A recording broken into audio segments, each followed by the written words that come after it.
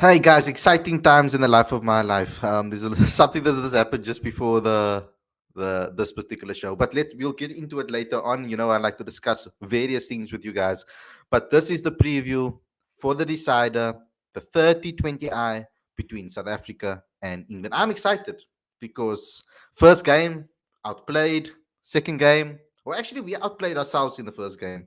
Second game we performed exceptionally well. Third game, let's see what they do. It's going to be interesting what they're going to do with regards to the team. It's going to be interesting to see how they're going to set up this team. If they make any changes, how they're going to set up then. There's a lot of things to discuss on this preview. Sit back, sit tight. Let's get straight into this video. Looking forward to it, guys. Really looking forward to discussing this with you. It's a big game on Sunday. I want you guys to obviously settle in and watch this video tomorrow and comment and do all of those things as well. Didn't want to do our normal Q&A session tonight. We will have a nice podcast episode as well. I want to discuss something specific with you after this series because I want to bring up some stats over here or not stats, but it is an opinion on what I think. Maybe I'll drop a couple of that hints because we've got an interesting panelist with us on tonight again. So maybe I'll drop some of that and get his insight on my thoughts, because I think they're not always right. There's sometimes just opinions as a journalist. Sometimes you think of different things. But guys, let's get straight into this video. But before we get going, what you have to do is subscribe to this channel, please. Click that notification bell for all future videos, but also download the latest issue of Cricket Fanatics magazine monthly. Guys, I'm going to be working into the night to bring you the next issue because we're trying our best to get it out to you on Monday. And our writers are still working hard on some of the issues and some of the articles because you have to go hunt people down, try to get a time that suits them, all of those things. So it's very difficult, especially with the guys that we have in this issue. Very exciting, amazing insight. So please subscribe and get that issue straight away. Also, if you want to help us grow South African cricket, if you want us to help support South African cricket, if you want to help us help promote South African cricket, you need to become a Patreon today. The link is on the screen as well as in the description. And go to cricketfanaticsmag.com for all your updates. We do reports of the game and updates like that, articles, exclusive interviews, etc. all over there. So go there. Super chat is also on if you want to donate anything and get your questions answered. Let's get straight into today's video.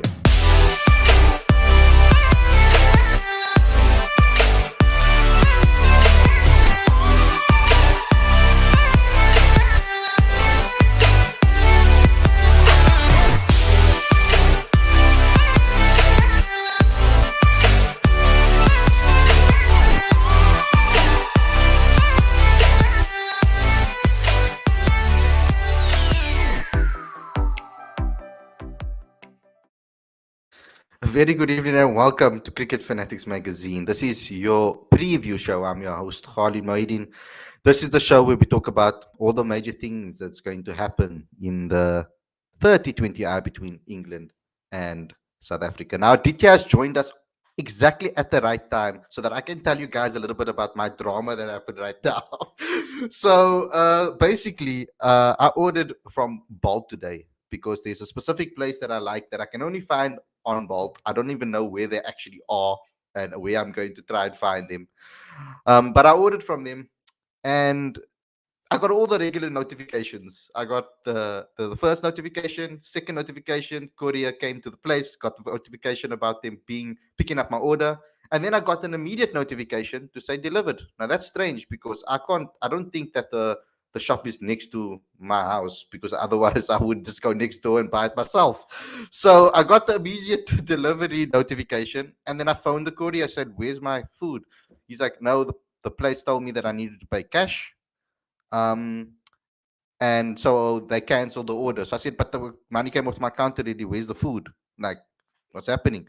"Oh no, you must contact the support." So I contacted support. Support was great though, very quick and efficient with me.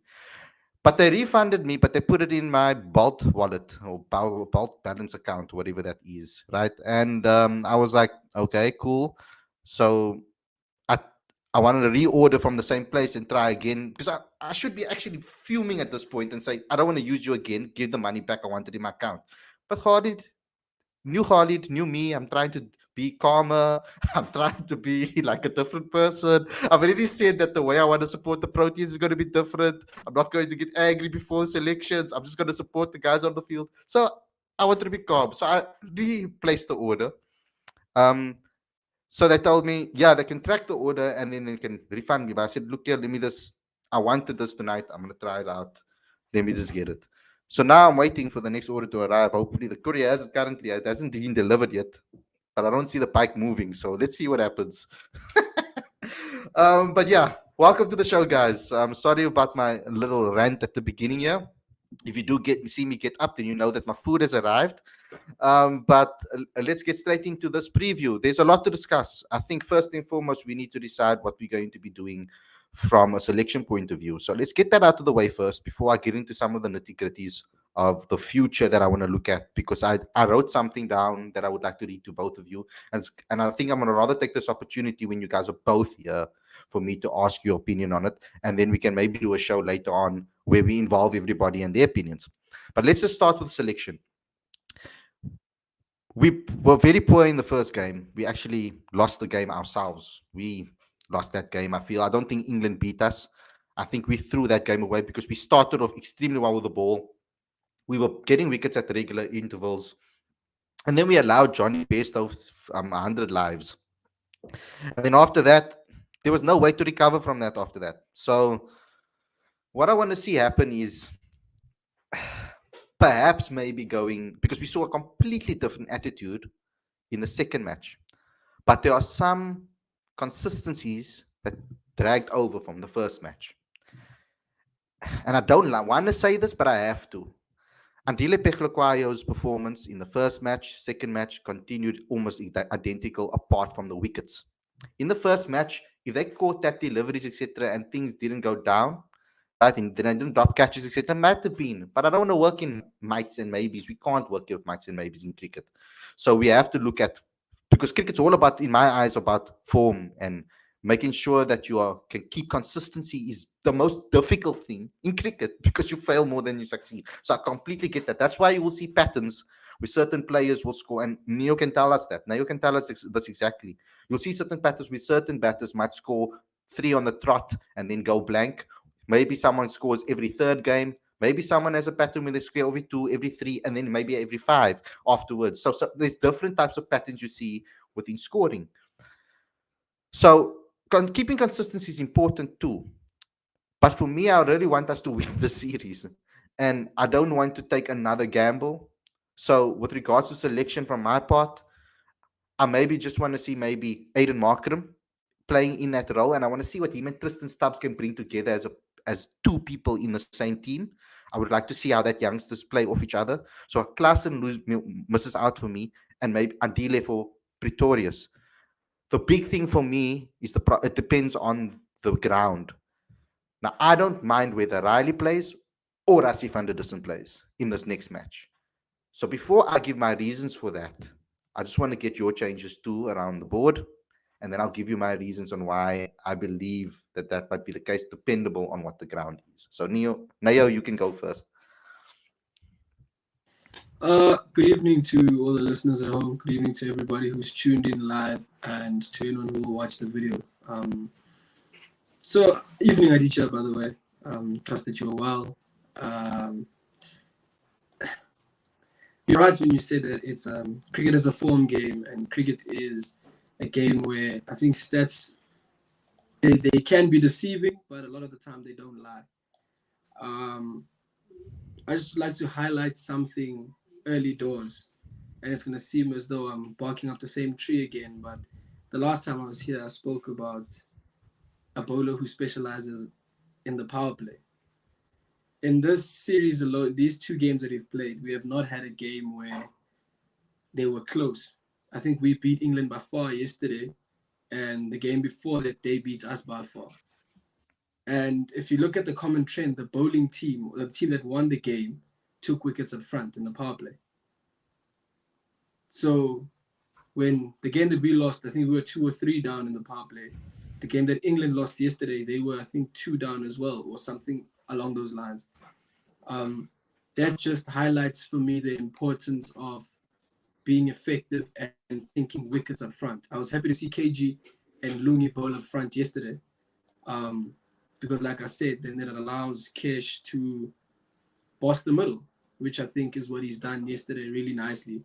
And then the partnership with him and Shamsi yields the results. Then maybe Shamma bowls a lot better. Now that he's got a partner who's going well on the other end for him. Without dragging on too long. So you spoke about team composition. I think Aiden Markham comes into it. Um, Rusty's our best white ball batter over the past 3 years, probably 4 years, and he's got to come back into it. I've seen things on social media where guys are like tapping teams out, and Riley Rousseau's opening the batting. How? Not because he can't do it, but you want to pick a guy in a role that he is doing the best in. So you want to maximize. It's maximizing potential essentially, because you want to pick him in his best possible position. We picked him for the Proteas after pressure on the back of obviously a few good years, but as well as the blast probably heightened that. But he batted 3 in the blast. So why all of a sudden are we trying to expose him to a different challenge altogether? Then it's the same thing we did with Temba. And it's the same thing that we did with, having Reza bat 3 in some games in T20 cricket. And the list goes on. Klaas is batting 6 and then he's batting 4. I think if we're thinking maximizing potential and maximizing roles, guys have to be consistently put into positions where they are able to perform. I think we've seen that with Reza now, where he's opened games for South Africa and for SAA long enough that he's catching form. Because SAA and Zim, Reza opened the batting throughout all the games. He comes into England now, Reza's opening the batting, and there's just a consistency in batting position, which is probably something we haven't seen too often with him. Him scoring runs now makes it tricky. What does our team look like when the skipper's back? But if everyone has to move on down the lineup, so be it. But I think my perfect team probably lines up with Quinny, Reza, or Temba. Riley at 3, Rassi at 4, Aiden at 5, Miller at 6, all-rounder. Stubbsy or the all-rounders in that 7, 8, and then you can go with your bowlers. But I'm firmly against batting guys out of position.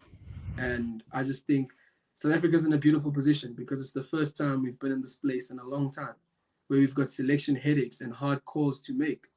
So I think let's embrace it, but we're in a position where we have to make those calls.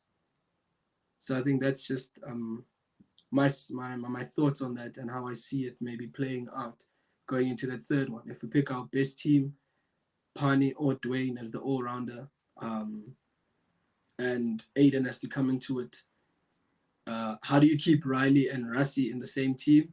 That's interesting for me, but I do not think it's an option for Riley to open the batting. And Reese, I think, has made my argument a lot easier as well. Yeah. Yeah. I missed some of that, of course, because I left. So Aditya, I'm taking it that you can fill me in right now with your descriptions and say what you agreed with and what you didn't, and I'll probably pick it up from there. And then I can maybe go into my thought process on what I wanted to say as well earlier on. But Aditya, your changes, yeah, what would you do? All right. So Neo made some excellent points there, and as I've stated before as well, it's not ideal for a team for players to be batting out of position. Certainly not significantly so. I think the reason that you have certain personnel batting in certain positions is to get the best out of them as players, and then for it to benefit the team holistically. Uh, I think the way I think about the series decider is that it's an opportunity for South Africa to play under pressure. It's an opportunity for inexperienced players to play under pressure. It's an opportunity for Tristan Stubbs to perhaps come in with 60 runs to be scored of 25 balls and find a way to get there. That, to me, that's my priority. I think as much as we talk about selection, you know, Aiden Markram, Rassi van der Tussen, they've they've played under pressure at different times in their careers. So I don't know if they'd get as much out of it as perhaps if Reza Hendricks playing under pressure or Tristan Stubbs playing under pressure. And I think this is a golden opportunity for Reza, right? Because throughout his career, we've been talking about Reza's strike rate and the fact that is he really Timber's replacement? And now is that time where he's actually come good. He's two games on 2 games on the bounce where he's batted at strike rates above 165, and I think that's commendable, right? Because we're very happy to criticize him when his strike rate isn't up there, and this time it is, and I think we've got to show him all our support. So I'm particularly happy for Riza, but I think for me, South Africa needs to make the most of a series decider. Soak in that pressure because I think ultimately that's what's going to count, right? Like the more hard yards you do under pressure, the better prepared you are for the World Cup. So I think they need to embrace this opportunity more than anything else, and worry about selection later. I think those headaches are going to be there. There's no point in thinking about it now because there are 2 or 3 injuries in the lead up to the World Cup. Your lineup is going to change anyway. So, as long as you have a core group and you know that this is the 25 players that would be in my 11 at any given time, I think that's fine. But this is an opportunity that you don't squander. You let your lesser experienced players make the most out of it. Okay, so where I want your thoughts to come in here, Isnail. I'm looking at Riley Rousseau's games now currently in England, right? When he played recently in England and the games that he did well. For this entire tournament, Riley Rousseau has been coming in at 3. For the entire tournament for the Knights, Riley Rousseau was coming in at 3. So at the moment, South Africa has picked him as a number 3. He came in early in the first game, and I'm just trying to assess each individual game here and take it game for game, guys, because when you select a squad, you have to take things into consideration, especially when it's Australia. You have to take the grounds in perspective. You have to take in a lot of other things, conditions, a lot of things in perspective, and pick your best players for that. South Africa are in a great space right now when everybody is currently in their peak on form. Majority of the squad is on form currently. Apart from maybe Gerald Coetzee, we never saw play. Apart from some players that never maybe got a chance to play. But at the moment, everybody right now, we have everybody that is fit. We can pick a full squad from everybody that's available on form. If you want to pick a merit team, what you want to do, what you want to call it, you can pick on merit right now with the squad that is available because players are in form and the right players are to on form, except maybe the cock, except maybe Gerald Coetzee, and who never played yet. And then you've got your others, right? So this is what makes it tricky for me because I see people saying in the comment section, oh no, but Riley's an opener, he can open. Opening is probably the most difficult job in the game when it comes to batting, whatever format you take. New ball, fresh conditions, they can play their trump card and prepare for that because they do. In modern day T20 cricket, players prepare for that opening power play. It's all about how you're going to stop the opposition. So the only way you can combat that as batters is by putting your best batters forward that can face anything that the opposition throws at them. So if Riley Rousseau hasn't been playing as an opener for the last 5 years or 3 years of his career or 2 years or the last season, he's coming into form not as an opener, he's coming in form as a number 3. That's how he's coming in form. And go look at his games, the games that he scored big in, they got a good start when they played. when the teams played. But okay, particularly let's look at the last 93 that he scored for Derby against Derbyshire. Um, I don't know the grounds. I don't know if Nayo, have you been to the ground, all the grounds in England or not? And or how many you have seen or how many you've heard of. But can if you can maybe talk to me a little bit about Taunton itself as a ground and how big it is, because there's Somerset scored 265 for 5 in that match. And yeah, Tom Banton with him. Smeed got a good start. But then Riley came in. Okay, he came in with 49 on the board, which is still a foundation, I think, to lay for himself. And he went on to score a massive 93 runs of 36 deliveries at a strike rate of 258 as a number 3 batter. So now I'm obviously looking at this and saying some of the ball is a little bit more weird out at this point. Um, when 49 runs, that the ball is getting smacked to the boundary, so it's not like a fresh new ball. You've already gotten through a majority of the overs, so you're seeing changes of bowlers now happening. Because that was after 5 overs, so it was just after the power play that he came in. So, for example, those type of things you need to look at as well, because I think he's in form as a number 3 right now. To just throw him in at we heard Rassi on the show the other night talking about that. He said he started as an opener, but at this point in his career, he's now playing as a number 3, and he was asked to do that, and now he's in form as that. Like, I don't think he would want to open the batting as a first choice if they asked him. Do you understand what I mean? So we're looking at 3 and 4 middle order. That I think 3 and 4 are a lot more closer than to 3 and 1 for me. 3 and 1 is not as close, I feel. A lot of the times 3 has to do the role, yes, but normally we have seen our number 3 struggle when they have to do that role. Riley struggled doing that role when we lost an early wicket.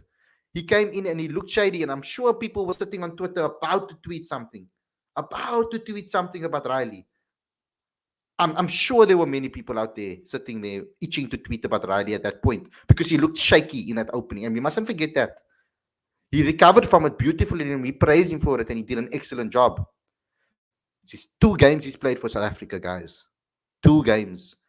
Are we already going to start calling heads for people that have been soldiers for this country for the last year? That got us, that won us games within the last T20 World Cup? Let's be reasonable here with decisions, because I feel that Boucher and them will be reasonable with their decisions. So let me get on to what I actually wanted to say. So if I had to pick a World Cup 11, right, and think about it, I would also take into consideration the grounds. In Australia, now this also depends on the next game, um, as well. The conditions are going to play a part there too. We need to stop ignoring that, because I feel that we just ignore that because we want our 11 to play. I think sometimes we forget that. Oh no, let's think about this a little bit more in depth, more layered. Let's try to think about what are those players' strengths. When do they perform better than other times? Let's look at it a little bit more in depth and properly this time. Let's take off the shackles. Let's take off the screens. Let's talk about this open and honestly, like we were in a truth and conciliation meeting. So let's talk about it properly and really look at each individual in this particular squad and pick a team to win this last match. Now, first and foremost, I want to look at where we're playing. First and foremost, I need to give that information out to you guys as well, so that you know. Um, we are playing at the Ages Bowl, and that is on Sunday, of course, and it will be. I'm taking it that it will be on exactly the same time. My information is not giving me the bloody time. Um, Proteas versus South Africa. Okay, because I should have prepared this beforehand. It's Bolt, guys. If anything happens, it's Bolt. I just blame it on them, because it's their reason that I couldn't prepare properly with having all these things on TV, on my screen for me. This game starts at 3:30, so 2:30. It's a 2:30 start in England. Okay, so we have an afternoon game on Sunday, which is nice. Obviously, they're going to try. Obviously, I understand that. I'm stupid. I understand it, because it's not in the week. It's on the weekend, so obviously they want to get more people into the stadium. Makes total sense. At least we'll have an early night. At least a teacher can join us. Come on. So let me look at this quickly. Yeah, I mean, this ground. How much do you know about it? Nayo, from your perspective, Southampton, because I remember Southampton fondly for only one thing. And you guys gonna laugh at me. Aiden Markram scored like crazy runs before the World Cup there, if you guys remember, and that's actually one of the reasons why they selected him in the end, um, over actually Hashim Amla. Hashim Amla never got the opportunity to play. They picked Markram. They picked Riza Hendricks, which was a crazy thing. On the last minute, guys, I had the team, boom, that they were gonna pick, sitting in front of me, and then I was like a team that I thought was gonna get selected, and then just before they switched it, and then I was like, oh my god, they went to the team that people are gonna be upset about, but it doesn't really matter because people wanted to see Amla in the team, and they made a very brave call to not put him in there. But that's besides the point. Let's if it's a huge ground, like they're saying. I mean, Nayo, have you do you know much about the ground? Uh, Not a lot. I know as much Yeah. as the cricket fanatic knows. Cool. I'm looking at so the highest T20I score at this ground was in 2013, and it was 248 against Australia, and then 209, 198, 180, 179, 160. Those are the top 5 scores at the ground. Mm. And what this tells me is only one of these scores has been recent, which is 7 July, India versus England recently, where they got 198. I think that's the game where Sky got 100, if I'm not mistaken. But the rest of the totals in the top 10 are 160, 150 scores there. That kind of tells me one of two things. It's maybe not the easiest scoring ground in England. I think there may be a short boundary, long boundary dynamic because I think that works in England's favor with the matchups. So I think they've got enough left-hand, right-hand combinations to be able to play on a slope because maybe Moeen Ali's hitting to the short boundary, David Malan's hitting to the short boundary, Sam Curran's hitting to the short boundary. You know what I mean? And vice versa. On the other side, they've got enough right-handers to hit to that fence as well, which is what I think they've done really well from a matchups perspective. Just to so firstly, yes, Be- like what I'm seeing here Before is before obviously you move on, before you move on, yeah, yeah. just on that point. So, what does that tell you about the ground from a scoring perspective? Is it the ground that you maybe can't clear as much with regards to boundaries, and you need to maybe more between the wickets? What does that tell you about the wicket itself from that perspective? The scores that you've seen there. I know you touched on it, but I can Yeah. maybe go a little bit more in detail on what if you So a had to lot of the see the scores, scores as a cricketer before going to what would you think about it? Obviously, you have to see it yeah. in front of you, of course, as well. So a lot of the scores that I'm looking at here are 6 down, 7 down, 8 down. So there's a lot of wickets lost at the ground as well. It could be in the death where guys are trying to hit, but what it tells me maybe from the bat is it's not the easiest ground to hit through the line on. I don't think the wicket maybe is the easiest to hit out on. I'm assuming like my immediate thought is a lot of wickets may be lost in clusters at the back or up front in the power play, but it tells me it's more favorable bowling conditions. Um, and that's maybe what I'm grasping from the wicket there, is it's not the easiest ground to be hitting out on. The wickets tell me, one of the highest scores here, Sri Lanka was bowled out on that wicket. So that kind of gives me an indicator of maybe struggle to hit out and clear the boundary in the death or up front. It may not be as easy as it is immediately. So in the change room, the chatter it could be, guys, we've got to run well. Like there's no run for granted out there, which is a common T20 chat, but where normally would look for 6 because of the shorter straight boundary or the shorter square boundary, maybe it's harder to hit out there. So it would be maybe taking every run as it comes. And it looks like the averages here in the top 10, 11 scores would be about 180, 190 becomes a winning total here on this ground, as Okay. opposed to the 220 that we've seen in the last 2 games here. So I'd say maybe the number looks like 180. And I'd say wickets in hand from a batting blueprint perspective would hold us in good stead. That maybe adds a different dynamic to how we've got to play. I know Reese's played shots and he's batted really quickly in the past couple of games, Might but what have to does that mean bat for deep his here. game plan as an anchor? Because I look at that lineup and I'd say if I have to identify one person who would play that role, it would maybe be Reza. What does that mean for his game plan? You know what I mean? What does that do to Quinny, to Riley or Rassi, to Aiden, etc., coming in down the lineup there? And then you're going to see Reza struggle to, not struggle to score, but if he does take a more circumspect approach, then you're going to see Twitter, the Twitter animals are going to come in and they're going to have a hard go again about his strike rate and.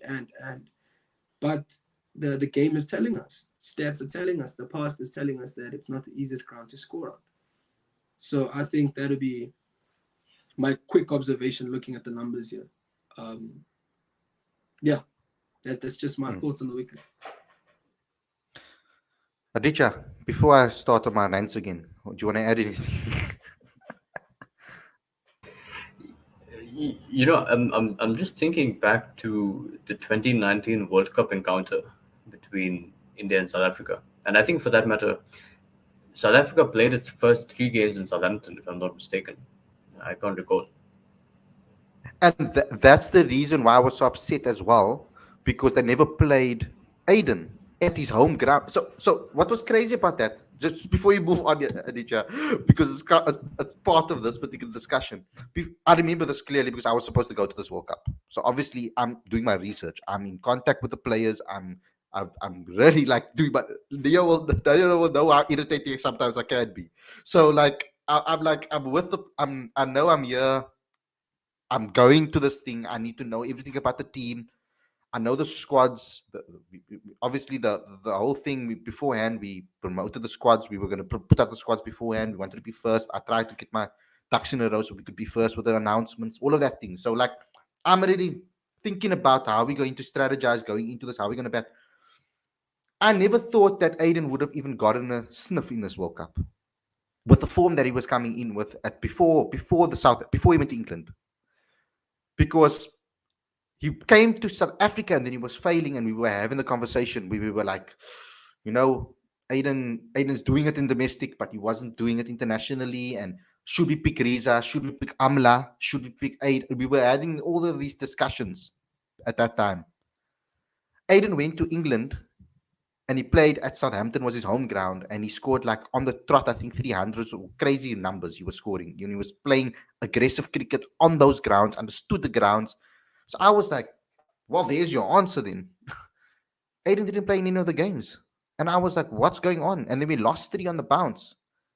And I was like, and we were struggling to adjust it. Now Aditya's narrative comes in. What happened in that World Cup, Aditya?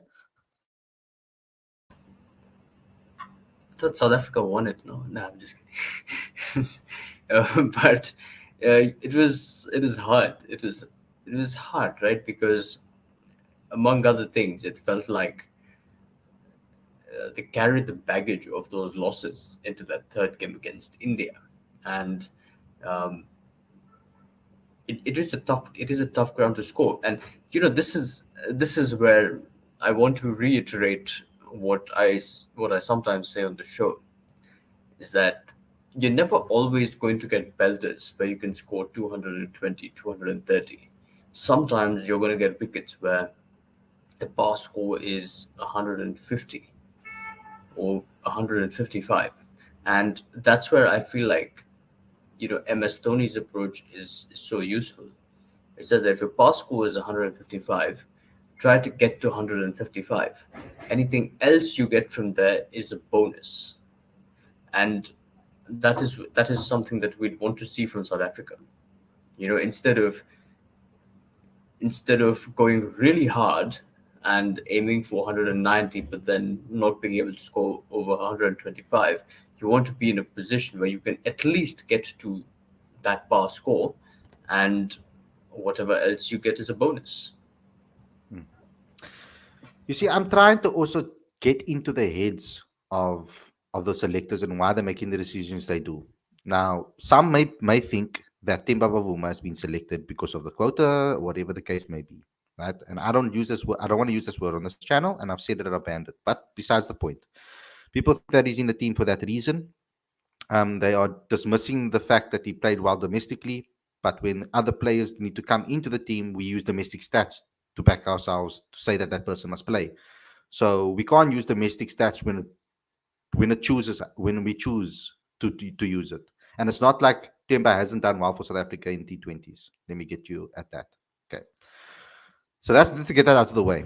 So I believe that Boucher and them are looking at Temba, and this doesn't mean that I agree with this, right? I'm not saying that I agree with what how Boucher and them are saying, what they're thinking, and what the selectors are thinking. But what I'm trying to analyze what they are thinking.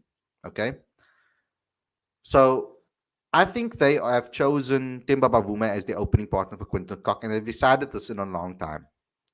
And they made him captain too, and he's still going to be the captain, right? So rather let's put ourselves in that situation that is more likely than put ourselves in a situation that's unlikely. So that's how I like to rather speak about cricket, because I don't, because otherwise I'm going to be upset all the time because they're not doing what I want. It's like with Man United. If I'm going to be pissed every single day that, oh, we're not signing Frankie de Jong, and oh, flip, we're not doing it with Ronaldo, and I'm going to be angry all the time, I'm never going to enjoy the team play. I'm not going to enjoy anything. I'm not going to be able to be positive about it. So I'm trying to be realistic rather than being. We can have it. We can have a show. I'll dedicate a show to you guys where we can have fantasies and enjoy it and pick whatever we want and have some fun with it, and with no restrictions whatsoever, and have some fun and strong debate, right? No shackles on this channel. I will give you guys a show like that. But for now, I want to put myself in reality and try to put myself in the situation that they are putting themselves in. So this is just my analysis, this is my opinion. On bigger grounds and in Australia, so if I was going to pick a squad for Australia, for example, what I've seen in the past with South Africa, right? For example, on a slow deck like we had in the UAE, right, and in the Windies, right? Me personally, I feel I'd rather have Rassie van der Dussen playing in that number 3 than Riley Lascelles in those conditions, right? Even on spin-friendly wickets, because I think that when the spin is at the beginning of his spell and fresh and spinning the ball a lot, I think that's and we have a collapse and Riley comes in. I think he will struggle on those smaller grounds. Not on those smaller grounds, sorry, on those slower wickets like the UAE, etc. That's my opinion on it. I'd be wrong, right? I think that Rassie would do better on those wickets because that I'm only saying that from experience of seeing Rassie do it for South Africa in the UAE and in the Windies. Okay, so some grounds in Australia might need guys because they're bigger. It's also going to be quicker off the wicket. They might be bigger. They might need guys also to run between the wickets, quick twos, quick threes, right? That might also be needed in Australia. Rassie is better at running between the wickets than Riley Lascelles. Let's get that clear, right? Riley looked amazing on the small ground to stand and deliver and smash. It took some time for him to get technique in place and to find his zone, and then he went mental. So I think that having a squad where you can pick, because that's why you have a squad. Otherwise, why have a squad if you can't pick according to conditions as well? Or pick accordingly and make changes. Then why have a squad? You don't always have to play what you think in your head is the first 11, because for that particular occasion you might need something else, right? So for every position, for what I would do with South Africa is the following, right? As your opener, you have Quinton de Kock, who they have cemented as their opener. I don't think they're looking at any replacement for Quinny right now. Otherwise, they would have brought an attacking opener into the mix like Vian Libber, for example. Just to throw one out there, and one name out there. Or they would have chosen someone like a Wesley Marshall who can open the batting, who was open before, or someone they would have brought in from domestic cricket that is an opening attacking batter. Instead, they've gone for Riza Hendricks, who is someone that is similar to Temba, they feel, right? In this moment, Riza is on form, right? So you go with Riza because Temba's not available, right? So that's your opening pair that I think South Africa is going with.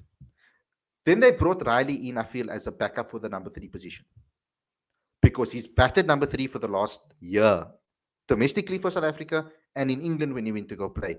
I didn't check his record before that. He might be have been batting three for longer than that. But I always remember him as a number three and not the opener for South Africa when he played back in the day too. So I know there has been a narrative where he has opened the batting, but I think he's batted at three more than he's batted as an opener. I think. This from my recollection. You guys can go do the research and come back to me with the exact numbers. But I think that Rassie and Riley will be rotated between the two. Is that so bad? If you have two informed 32-year-olds rotating with each other, I don't think that's such a bad idea. Okay, that two opposite ideas of the way they want to play the game. Rassie's trying to get there so he can be. He's trying to get more versatile. He's trying to get more attacking because he knows he wants that spot for himself. And I'm sure there's competition within the squad. Let's not lie about it. It's the truth. There'll be people looking over their shoulders now, which is a good thing. It will put a fire under their bottom, even for lack of a better rude word. Then I think at 4, you've got the likes of Aiden, someone that can bowl, and he's been in excellent form with a bat. Then at 5, you can have someone like Miller, who we know what he's capable of. Do I even have to say anything? Then you've got the likes of Tristan Stubbs, who can rotate with Klaasen at 6, I feel. Or according to what happens in the game, you can move Klaasen up or down, whatever the case may be, according to who's available, who's not available. Because injuries happen, something may happen, someone might get a bug the day before the game and has to pull out. So we need to think of all the variations, and we need to think of it in detail. It's not just as simple as picking one team and saying, okay, go and play. Anything can happen, so you need to prepare for everything. We need to rather over-prepare than under-prepare. So I'd rather look at every single position and look at it like that. So for me, I would rather want Stubbs because I think he can do the finishing role better than Heinrich Klaasen. That's my opinion. Because every single innings that Heinrich Klaasen has played and done well, he's played a longer innings, taking his time to get in and then attacked. And then he was devastating, right? Except the last game when he went out. He went out completely attacking from the get-go. But majority of the time, this guy comes in when we're in trouble and saves us. Great to have someone like that in your team because I've always spoke about Calveraina's ability like that mentally as well. Klaasen shares similar traits with regards to that. But Stubbs for me is more of a natural finisher, so I'll play Stubbs at 6. Then at 7, I would have Dwayne Pretorius, someone that has really improved his game and batted amazingly. Then I'll rotate Keshav and Parnell according to the grounds.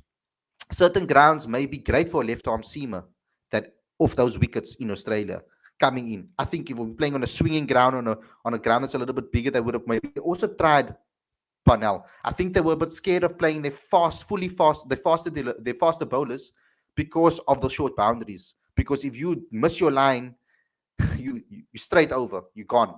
Don't even think about it. You're gone.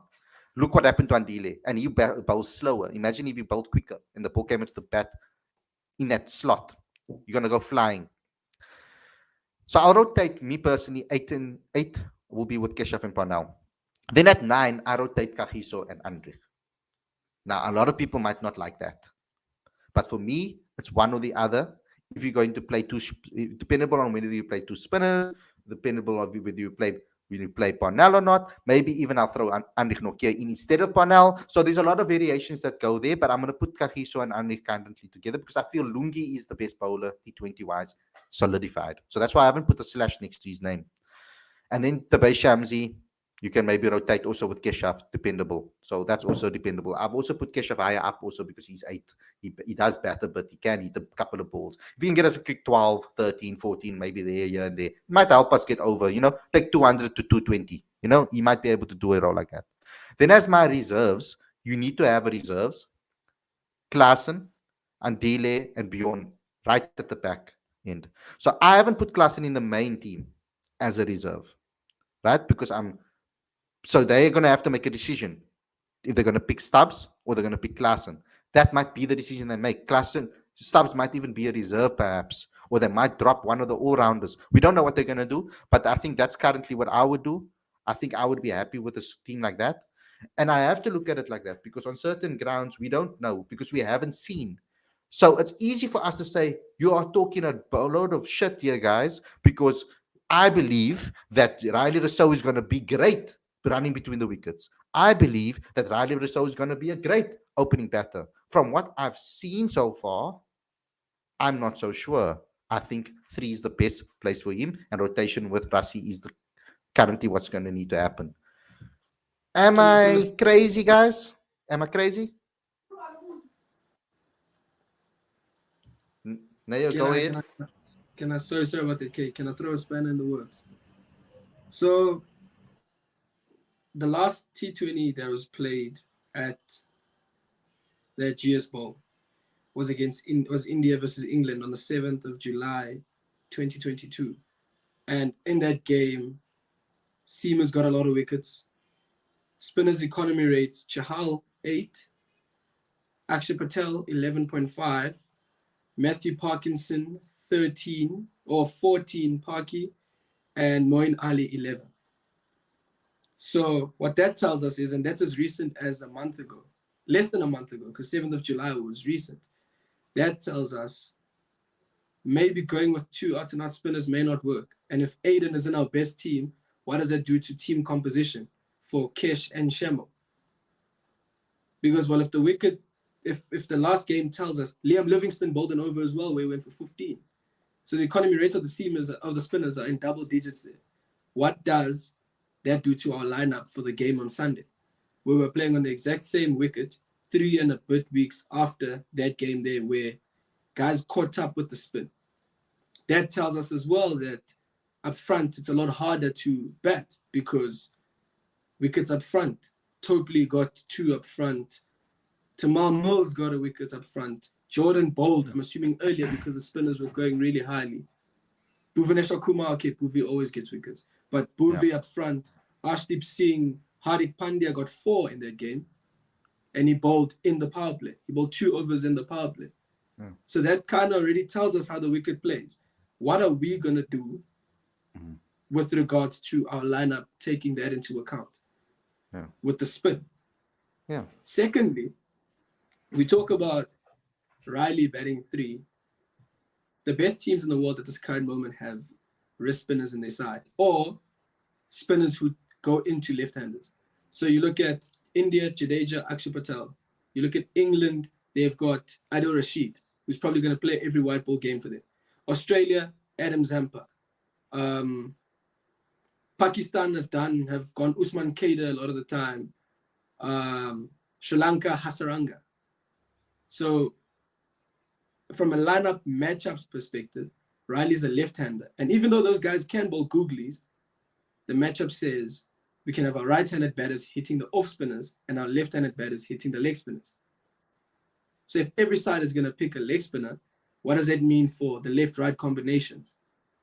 Because if Riley isn't playing, then we've got Quinny as the left-hander, Miller as the left-hander, and we're done. But that means 4 of our top 6 is facing leg spinners who turn it both ways, or left arm off spinners who can slide it back into them or spit it off the wicket going away. Yeah, for me personally, the only time I pick Riley as an opener is if Quinny's not available. That's how I see it. He cannot play as an opener. That's the only time I consider it.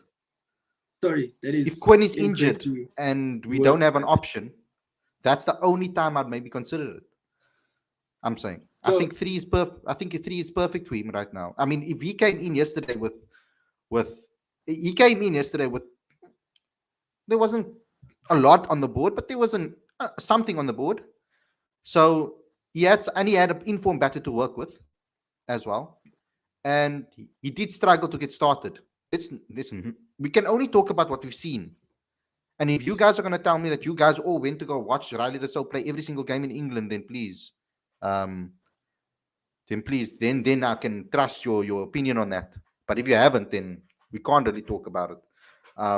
Because go look at his scores as well, guys. In that particular, do any of you guys have his last 10 scores in front of you? Can you get it in front of you? I do, but I can date back as far as the CSA T20 comp in South Africa last year, where he got 200s batting at 3 for the Knights. Yeah, there we go. So he's got 300 batting at 3, and he's got almost 500 runs in the Vitality Blast, batting at 3, and he got 90 for South Africa, batting at 3. There is no chance. There is no ways, and he can open the batting, but there's no ways that you want to move him out of position. What that does to the rest of the lineup is, I think if we're picking our best team,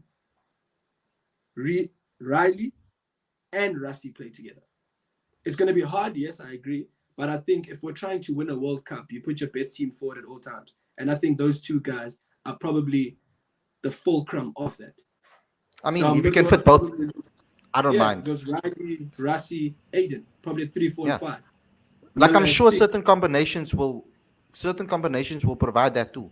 Definitely. Yeah. Yeah. I What mean, I happens think it would if they still be. use the Sorry, spinners? continue. Sorry, this is a little guys. If it looks like we're talking over each other, guys, we are it's a bit delayed. So that's the reason we're not talking over each other. I'm like, yeah, never mind. Let's continue. So I just Who want to was hear from talking? you guys. Aditya Oh, in sorry. particular. Yeah. Eddie, please. What do you think about the team makeup going into the final game? You know, with the spinners now. For this Aiden particular coming ground back now, yeah. into it. Yeah. For this particular ground. Look, it's counterproductive to have two spinners, right? Because you're going to go for runs. But having said that, can South Africa really drop Keshav? I don't know. Is that a possibility? Because he's considered to be captaincy material, right? Like for Miller, he was captain of the team. So I think having Keshav out is a bit of a problem. And then um, there's no way that you can ignore Shamu. Shamu is just, among the world's best. So that's that's a conundrum that South Africa are going to have to deal with, and they're going to have to make the best of it. Um,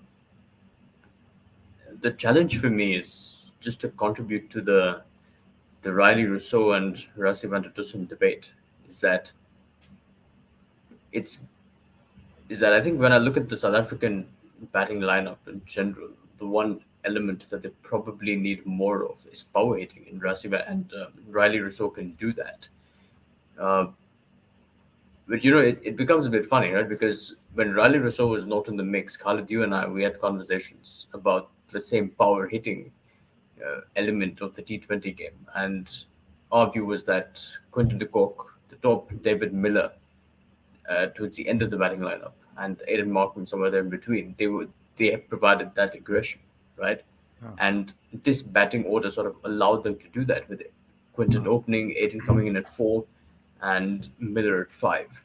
And the thing is, you add Riley to that, you have another power hit in the mix, and that's great. But what I think that also does is that it prevents South Africa from getting the best out of David Miller at 6, because you haven't fully utilized his talent. So I would love to see Riley Rousseau and Rassie van der Dussen bat in the same order, but How? can South Africa afford to get like middle order middle order power hitting is probably the most valued batting ability in T20 cricket. That's our in my best. view. And That's our best attribute at the moment. But like that's the thing, right? See, it would be great to have Riley in the team. I support the move to Me- have Riley in the team, Me too. but the thing I is that are you willing to sort of sacrifice an informed David Miller for that? Because an informed David Miller coming in at 5, we've talked about it often enough. We saw it in the West Indies last year as well. When Miller was coming in at 6, it wasn't working for the team. They won the series, that's great, but it wasn't working for the team. Yeah. And we kept having that chat that is South Africa getting the best out of Miller. But that's why I'm saying, like, it's not. This is not about. There's only one best team. That's what I'm trying to say. Like, the combinations will change. I don't currently see them playing Riley as an opener, and that's the only way I see them playing Riley and Rassie in the same team, because they want the extra bowling option. So Aiden is definitely going to play. Like that, from my perspective, that's how it looks. What it looks like. And to keep on pushing Miller down, I think is also a bit of a why. If you have a good finisher that we've just found, that's my issue about this. Yeah, I mean, sorry to answer Lawrence and Lorenzo. Who cares if Riley scores 100 and Miller doesn't get many. I agree with you. That's the ideal situation to be in. But that ideal situation is not going to present itself every single time. every time. If South Africa are 40 for 4 after 8 overs, I mean, what are you going to do then?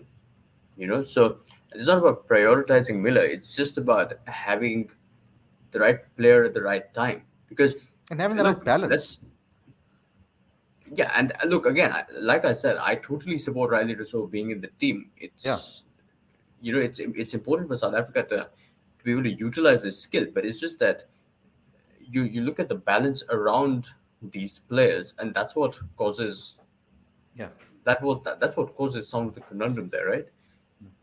Because you can't do much, and we cannot ignore David Miller's experience in that middle order if you're talking about winning a World Cup. Yeah. We simply cannot ignore it Yeah, you can't. because he's been playing like we have to. If South Africa really want to have the best chance of winning the World Cup, they have to make sure that their experienced players are relaxed, they are settled, and they're in good form. That's what's going to win you a World Cup. Yeah. It's simple as that. And and that's why I don't have a preferred 11. When people ask me, what's your preferred 11? What's your preferred 11? I look at the squad, what I have available to me, and then I pick according to what the conditions are. That's how I think about cricket, and that's how I've been taught about cricket from coaches, from many players that I've spoken to. That's what I've learned about the game. It's not it's not football where it doesn't matter what the conditions are. You can pick whoever you want. It's not football. It's not rugby. And even in rugby, they pick to conditions sometimes too. There's certain players that maybe are better with a box kick on certain conditions on the field as well. They do use certain things, and even in football, they will pick according to a match situation. You don't see the best 11 play every single game throughout the entire season. There are changes that need to be made too. This is cricket. This is not cricket's even worse because it's a lot more detailed than we realize, because me and you are not sitting with us with the sheets that the coaches have that they need to tick boxes, etc. We're not sitting with that. We have a blank canvas. We can do whatever the hell we want. But I'm trying to look at the situation. So I don't care whether it's Quinton, Temba, Riza. If Temba doesn't play, I honestly don't care. I want to see the best team be put on the field, that they perform whatever team they pick. Actually, not the best team. I don't want to see. I want to see whatever team they pick. I want to support. That's how I want to approach this from now onwards. I'll debate with the squad. For example, like I'll be upset. Why is Bjorn not in the squad? He should be in the squad. That's when I think we can get heated. But once that 11 is picked and goes into the field, let's start looking at the cricketing reasons why those decisions were made, and then see why they are doing this and if it can work for us or not work for us. So let's get your final viewpoints from Neo, from Aditya. Let's get your final viewpoints because we're almost into an hour already on this preview. It is a great discussion. I enjoyed it a lot. Okay, so I think in conclusion, having seen the scorecards that are in front of me and the common trend where spinners tend to struggle at that ground there, it becomes interesting to decide whether we want to have 8 plus maybe 2 overs from Aiden of spin, which would be 10 overs, 10 to 12 possible overs of spin at the GS Bowl, where spinners tend to struggle. What does that mean for the rest of our lineup? And I ask this because does Pani and Dwayne come back into it now as seam bowling all-rounders, where we've seen seamers tend to do well at this ground? I think that's a question that bodes for Sunday 2:30 in the afternoon. And going into the World Cup, I think you were right when you said the best team. You always want to see the best team put out on the field. I think team flexibility becomes an important thing, and that's where championships are won and lost. Because we play against, I made an example of Australia earlier, they've got Zampa and Agar. But 2 of those guys bowl almost into the hitting zones of Riley. So on our best team on that day could have Riley in it. But it could be completely different against Sri Lanka, where they've got Hasaranga, but 3 off spinners. And maybe Can I Riley's jump? out. Can I say something here quickly? Because Lorenzo just made an excellent point here on what you're saying, and as to me as well. He says, then what you said earlier doesn't stack up in cricket. You can't rotate like you do in rugby and football. Those are systems that are cricket, and cricket's different because consistency matters. Yes. But all 7 of our batters are or 8 of our batters are in form. So now what do? Someone on out of form is going to be someone's going to be rotated. One of them is going to have to come out. So what you're saying and what I'm saying, we both right, because someone's going to, so, and it's going to be a gamble either or, because now we have that situation. Let's take it scenario for scenario. We are sitting with that scenario right now. We have the ability to be able to play Rasi Riley. Let's see what the selectors do right now. Do they continue with Riza Hendricks on the top of the order because he's in form? Do they now when they put Rasi back into the team, what are they going to do? If they do put him back into the team now, right now, tomorrow, I'm talking about. I'm sorry, on Sunday. If they do put the team in on Sunday, what are they going to do? Let's see what's happened, and then we debate it again. Take it day by day, game by game. Look at the conditions, and we might learn something about this game that we've supported so long, and maybe think differently about it going forward. Neo, you can finish your points, and then I did chat to close. So I was basically done. I just wanted to say it bodes for a different kind of headache for Coach Bouch and the selection panel when they sit with the analyst and they take all this information into account. But seeing as we are previewing that game and we have to be bold maybe about our decisions, I'm going to try and get off the fence here. And I'm going to say one of our two out-and-out spinners may have to miss out at that ground for one of our seam bowling all-rounders, because then those all-rounders give us 2-in-1 options. So those all-rounders give us hitting at the back end, and they give us a skill that we may need on that deck. So if you've got KG, you've got Lungi bowling, and he's bowling really, really nicely as well. And you've got another seamer who preferably, again, a maybe quicker option, like in terms of airspeed, because I'm looking at the guys getting wickets here and they're bowling good heat as well. So what you spoke about, maybe the slower all-rounders may struggle or may not be as effective as our quicker options. Maybe Pani is the best bet on the day. Maybe a surprise and we go Jero Kutsia on the day. Like I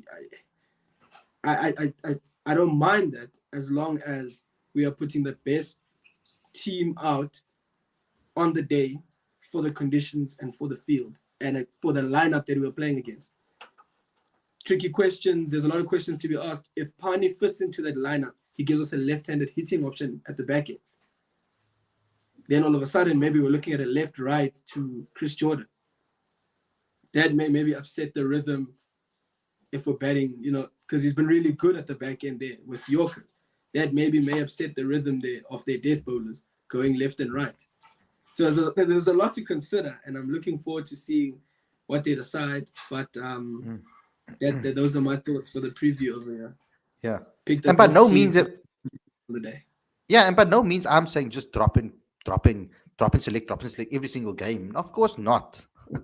There's going to be obviously an overlap. There's going to be certain overlaps where things are going to just ease out. If you think of the game like that, you're going to pick your players according to what the conditions are anyway. So they're going to pick their best team according to that. I promise you they will do that, whether we like it or not, because the squad is there to be picked from. We might see changes between whether they play Parnell or whether they play Dwayne. There might be switches between there that we might not like. But I promise you, and I guarantee you, Bouch is thinking of it from a cricketing perspective. Trust me, this man is not thinking about quotas and all of these type of things. From what I'm seeing it, because we played a team the other day that had two people of color. So I don't think he's really necessarily thinking of it like that. We're trying to fix everything. Yes, we are trying, because we won a game yesterday with a great quota compliant team, you could say, because we had 6 players of color in that team actually, and we actually ended up winning the game. So it's something that was a pro for South African cricket to get up the numbers. But in World Cups, remember what I'm telling you guys. I've always been told by people at CSA, and I'm not obviously my own sources have always told me that they don't pick according to transformation in the World Cup. 2019 they didn't, and they didn't do it for 2020. That's what I've been told. I don't know if it's true or not, but that's what I've been told. Aditya, final words from you, please. I'm going to go back to what I started with on the show, which is that tomorrow is not about selection for me. I think it should be about embracing pressure and rising above it, because it's it's not always that you get a series decider like this close to World Cup and you have the opportunity to test yourself mentally under pressure. The batters know how to hold a bat and hit a ball. The bowlers know how to roll the arm over and bowl. That doesn't need, they don't need to practice that anymore. But this is that opportunity for them to test themselves and ensure that they can rise above the pressure. Because if you're a batter, then maybe you want to score your 60 of 25 balls and take the team over the line. If you're a bowler, maybe you want to defend 13 your last three. And to me, that's more important than debating about selection, because we're going to be having previews and reviews even after the World Cup is over. And we're going to be reflecting on what South Africa could have done better. But now is the moment for South Africa to strike while the iron is hot and get that mental aspect of the game right, because in World Cups we know that that's the challenge, right? Every Yeah. single former captain of South Africa will tell you that something happens mentally at a World Cup, and that needs to change. Yeah. This is that opportunity. Mhm. And yeah, Lawrence is saying Markram gets 100 on a flat one, then the next game a turn he gets rotated. We need to be sensible. The chances of this happening in a tournament is very, very, very, very, very slim unless there are ranked turners on every single pitch in the country. When you go into Australia, that you can't get a ranked turner in Australia easily. I mean, that has to be like flipping. I don't know. We need to get someone to obviously create that. So let's not talk to each other like we are don't understand the game, because we do to a degree to understand the game. And this is not what I mean. I don't mean that we're not going to play in India one day and then go fly to Australia and play in Australia and then go fly to England and play on the swimming wickets, man. Come on now, man. Let's just be sensible about what I'm trying to say. um I'm not. So yeah. So you look. I'm saying you look at you can look at your fixtures ahead of time and see, and then also it's going to be according to form, because say now the opposite of that happens. What if Aiden now goes and scores on a ranked turner and then he doesn't on the flat wicket we expected him to play on? So there's a lot of variables involved with regards to thinking of it. What I'm just saying is, yeah, we need to be more sensible with what we are trying to do. Now, anyway, this is end of the live stream. Thanks so much for everybody for supporting us and getting over here, getting us here.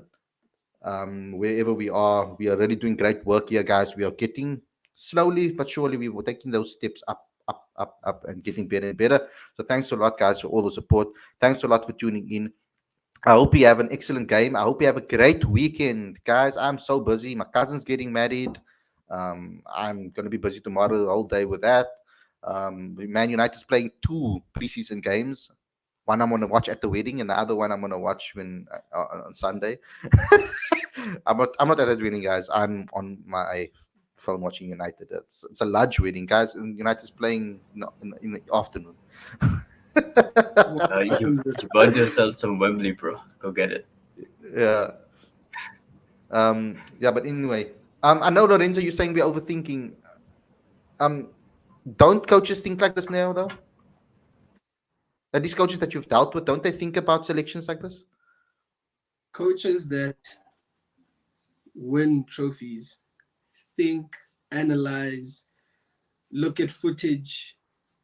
South Africa probably played its best cricket with Prasanna, the analyst, who did all the thinking, Yeah. who analyzed so much. And it's okay to go the other way as well, but you need to cover all your bases. Mhm.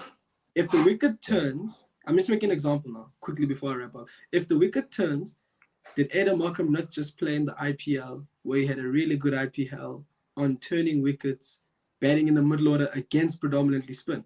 So who's our best player of spin?